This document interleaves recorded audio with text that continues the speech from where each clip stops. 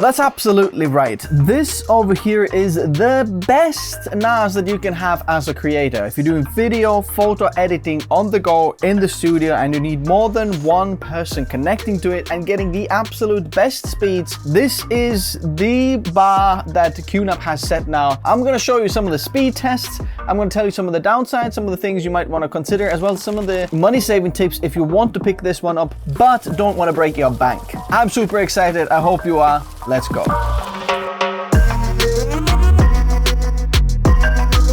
Looking for a cheap way to license your Windows? Check out WhoKeys through the links in the video description. Make sure to use the code TN20 to get 25% off. Use your preferred payment method including PayPal or bank card. Go to your orders and copy the key. Paste the license to the activation settings and you're all done. This license is for Windows 10, but you can upgrade it to Windows 11 for free. Or you can buy Windows 11 Pro key instead. They also offer Microsoft Office 19 license. Use the same code TN20 to get 25% off. Check out whokeys.com in the video description below. So I know these are big words, the best, but let's establish that straight away and we'll look deeper into why this is the best, right? So firstly, this is an all M.2 NVMe NAS, okay? So there's 5 slots in there. It's got 2 Thunderbolt 4 ports and 1 10 gigabit Ethernet port. Let's take a look at what some of the competition offers. From Asus, we've got the FlashStore Pro 6 and 12. The 12 only has 1 10 gigabit Ethernet port, no Thunderbolt ports. So as you can see, limited connectivity. Even though it offers more M.2 SSDs, your connectivity is limited. Now, new competitor from Ugreen, and I think they have the DXP480T all NVMe NAS, but that one again has only 4 N.2 NVMe slots and limited connectivity. So the Ugreen has 4 bays, so not as much NVMe storage. It does have 10 gigabit Ethernet as well as Thunderbolt 4, but it's still not yet available. So right now, this guy is the only one on the market that's available that you can buy and is insane performance. Now, secondly, if you do want to save a little bit of money, there is an i3 version. There is an i5 and i3 version. If you're doing video or photo editing on it and just connect 2 clients with it, clients meaning people, you know, 2 laptops, 2 PCs, something like that. If you connect these to them, you don't actually need necessarily the i5 version. You can go with the i3 and 12 gigabytes of RAM instead of i5 16 gigs of RAM. But if you're doing more complex things and want to run more things on the NAS, not just connecting to it as like a network storage drive, then perhaps you want the i5 model. I'm going to leave both of them in the description below if you want to pick them up. Then why is this NAS so special and what's some of the use cases that this can be used for? Firstly, it is actually portable. Now, some of the other NAS drives, they're not portable. This one you plug in wherever you're editing, on the go, outside, in a hotel, wherever. If you have enough power, you can plug this one somewhere in. You can just connect 2 laptops, 2 PCs to this, and suddenly you have a collaborative, very fast storage space that you can both edit off. So this is specially meant for video editing and photo editing because you have large assets and you want very fast speeds, whether you are offloading footage to it or actually reading footage of it. Let's say you've got 2 editors and you want to edit off of it.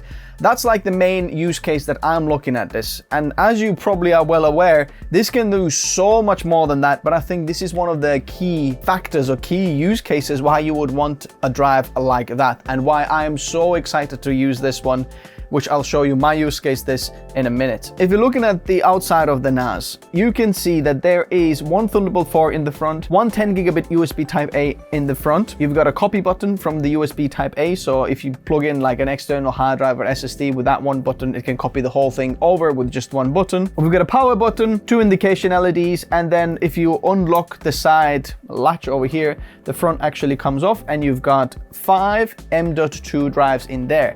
But this is actually E1.S drive base, which means that basically they are hot swappable, which also Asus or some of the other flash NAS providers out there don't offer. So if something happens in here, you don't need to turn the NAS off. All you do is just pop this one off, put the new M.2 in and plug it back in there. That's why the connection between this caddy here is actually E1.S connection that converts that to NVMe, which means that you can just hot swap these. Then on the back we have another 2 USB Type A ports, one of them 10 gigabits, one of them USB 2.0. Then we have HDMI, 2 Ethernet ports, 2.5 and 10 gigabits, as well as another Thunderbolt 4 port. And finally, the DC in port. Now, what are some of the speeds that you can get with this? We can get speeds up to 3-point-something gigabytes per second when 2 people are connected to it at the same time and absolutely saturating the connection of 2 Thunderbolt connections to it. And the cool thing is, whether you're close by to the NAS, then you can use the Thunderbolt cables. Because Thunderbolt cables don't go very far, and when you start to get more than, I think, 2 meters, you may start to lose connection or something like that. So it's a little bit of a issue there. But then at that point, you can connect it to the Ethernet, 10 gigabit Ethernet, and you can run it for a very long distance. If you need it in another room or on the other side of the warehouse, that's possible. So whether you're close by or far away, you can connect to it, where some of the other offerings are only one or the other. But if you are close to this NAS, I highly recommend using Thunderbolt connector if you can, because that will be faster than the 10 gigabit Ethernet in the back. I'll show you that in a minute. Now, when setting up the QNAP, the setup can be slightly complicated compared to ASUS and Ugreen that I have used right now before. And it's because QNAP offers so many different features and a lot of things that some of the others may not offer. So a lot of the things, if you don't know what they are, you can just ignore them, but it offers a lot more than some of the other ones. So I've set this up very simply. All I want to do with this is basically have this run in RAID 5. So all of the drives that are in there, I've got 5 drives. I'm going to lose the capacity of 1, but I'm getting 1 drive also redundancy, which means that I'm getting quite a large space that I can edit off. Because in my workflow, what I want to do is able to access a network storage that is super fast, that I can completely edit off of with 2 people, whether I'm ingesting footage in here and I don't have local drives. And now, because we have the RAID array there as well, it's even more safer than having just 1 NVMe in my local, PC, or running like 2 NVMe's in a RAID, and then only the local or the client only in there in that PC can access it. The SSDs that I am using in there, and I'm so grateful for Kingston, they sent over 5 4TB Kingston KC3000 SSDs. And these are like one of the best SSDs that you can have with this one, because the KC3000 has slightly higher terabyte written spec per 1 terabyte than the industry standard. For example, WD, Western Digital Black SN850X will have 600 terabytes written spec, but this one will have 700 terabyte written spec, which means that the 4 terabyte one has a 2800 terabyte written spec, which is extra 400 terabytes compared to Western Digital with the same capacity, if that makes sense. So the KC3000s are insane. While we're talking about the drives, it's very important that you check out the compatibility list of this one, because this is fairly new release of the NAS. They haven't tested every single SSD out there, and they haven't confirmed and made it compatible with this one, if that makes sense. So basically, all the SSDs that right now I can see available in 4 terabyte capacity that you should know about, there's only 2 options really, the SN850X or the KC3000. Now, the 850X is actually quite a bit cheaper, around $100 cheaper per 4 terabytes, which means around $500 cheaper if you get all 5 of these, which might be a better budget option for you. Sorry, Kingston, but it's true. The Kingston drives are a little bit more expensive. Now, if you do need the extra terabyte written spec, you might want to go with Kingston, but I'm going to leave both of the drives in the description below. If you do want to get lower capacity drives and you don't need it to be that big and you want to save a little bit of money, feel free to put 2 terabytes or 1 terabyte drives in there as well. This is not the limit of the potential of this. You can have 8 terabytes per M.2 in there, which takes the capacity to a whole nother level. So I'll leave some options in the description below as well. So let's do some speed tests. I've got a laptop here plugged into it to the NAS via Thunderbolt. Then I've got another PC behind me via Thunderbolt on the back of this QNAP. So 2 Thunderbolt devices connected to this one. This works with Mac as well. I've tried it with my MacBook Air M3 here, and this works absolutely flawlessly, exactly the same way. Thunderbolt in, it's completely fine. And sometimes I would say even much easier and errorless connection, just plugging it in and it just works. Now, very important thing to note here about the Thunderbolt connection, you can't connect it to a Thunderbolt dock. Let's say you've got a Thunderbolt dock that splits or something like that to add this as an extra thing. You have to connect this QNAP directly to your client, which would be laptop, PC. You can't put it to a dock and then extra pod. So on MacBook, you can use the other Thunderbolt pod for, you know, your charging or something like that, and then the one directly to the QNAP, then it will work. This is the PC right now. What I want to do is start reading off the PC. So I've got a 80 roughly gigabyte file there, and I'm going to copy it from the NAS to the PC. Look at that, 1.5 gigabytes per second. Now we're going to move to this PC over here. So this is the laptop now, and I'm going to copy this file onto the desktop as well from the laptop. So I've got 1.4 gigabytes on the main PC right now still going. And then if you're looking at the laptop, that was just going 1.2 gigabytes, as you can see there. PC 1.3. So altogether, we're getting like 2.5 gigabytes, not gigabits, gigabytes per second read speeds of both of them, which is absolutely insane. So one client can get 1.6 roughly, and then two clients can get 1.3, so about 2.6 or 3 in theoretically maximum. Why don't we try the other way, writing onto the NAS? Let's see what that speed would be. So from the PC, writing onto the NAS. Interestingly, this PC write isn't as fast. From the PC, another NVMe inside, to the NAS. Interestingly, the PC write speeds from there to the NAS are roughly around 300 megabytes per second. Let's add the laptop into it as well. Starting to write from the laptop to the QNAP.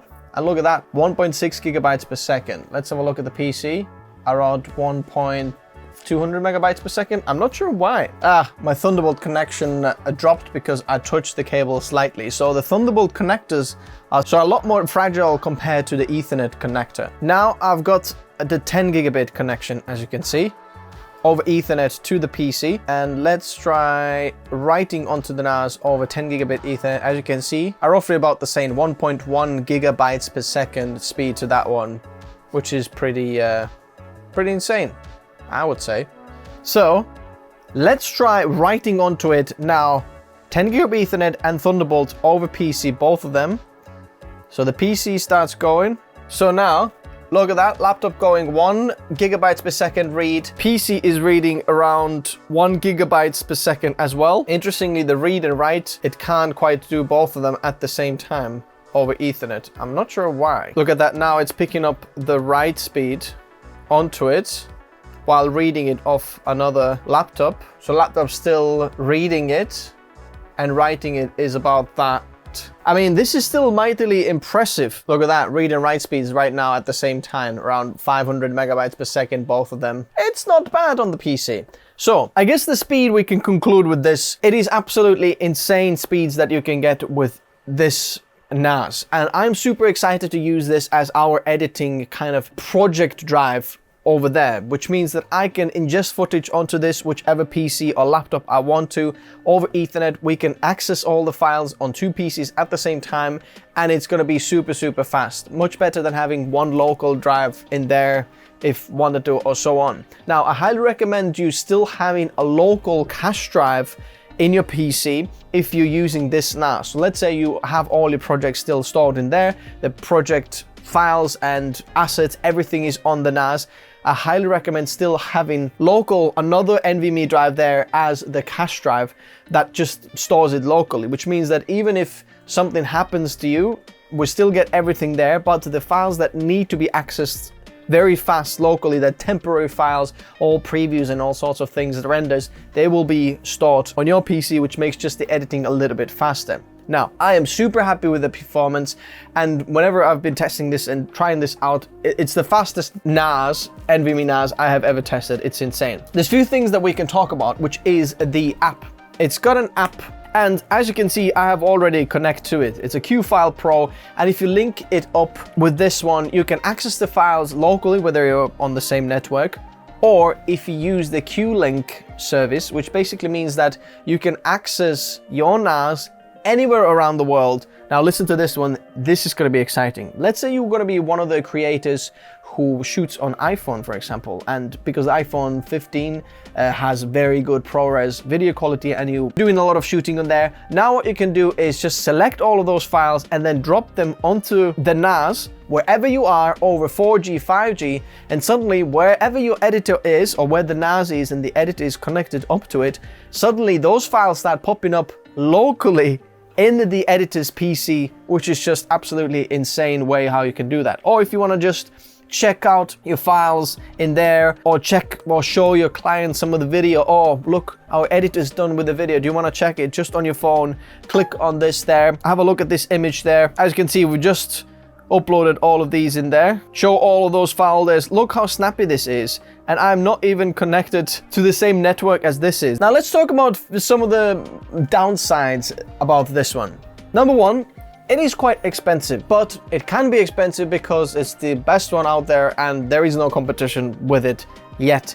Once there's some competition, QNAP is gonna have to lower the price, but right now, this is the best, and if you want to get it, you're gonna have to pay the price for it. If you do want to save a little bit, like I mentioned, go with the i3 model. For video editing like this, what you saw here, you don't really need i5 for that. You should be getting very similar speeds with the i3 as well. Secondly, Thunderbolt 4 cables. If you plan to connect to it with over Thunderbolt, you're gonna need some Thunderbolt cables, and they are very, very expensive. I mean, I kind of knew this, but when I was testing this, I bought some and I realized they are expensive. So a 2-meter cable here roughly goes around £70, which is close to $100, but make sure that they are properly Thunderbolt certified, because if you don't have a proper cable, this is not going to work, and this is more headache than you wish you had. So I'm going to leave some good Thunderbolt cables in the description below if you want to pick those up as well. But I wish there was some cables included with the box, but no, you only get the Ethernet, 10 gigabit Ethernet cable with it. Well, it's not 10 gigabit Ethernet cable, it's Ethernet cable that comes with it, but no Thunderbolt cables. And the last bit is the fan noise. If you plan to just edit next to it, the fan noise might be an issue for you, but that's all really. Now, in conclusion, am I happy with this NAS? I am so excited and so happy that something like this exists, and I will be using this. And if you want to know like a long-term usage of this, hit subscribe, and you know, we'll make a video in a few months time where I've used this a little while to know what the stability and how the actual user experience has been. I can't wait to set this up. It ticks all the boxes that you need. Portable, fast connectivity, fast speed of a NAS, network connection. What else can we want? Now, I can't wait to check out the Astusta one, which I've been waiting for a long time, and the Ugreen one, because they could also be very, very interesting. So if you do want to pick up these or some of my choices of SSDs or some of the alternatives out, I'm going to leave them linked in the description below. If you have any questions, leave them in the description below, and I'll see you very, very soon. Thanks guys for watching. Bye bye.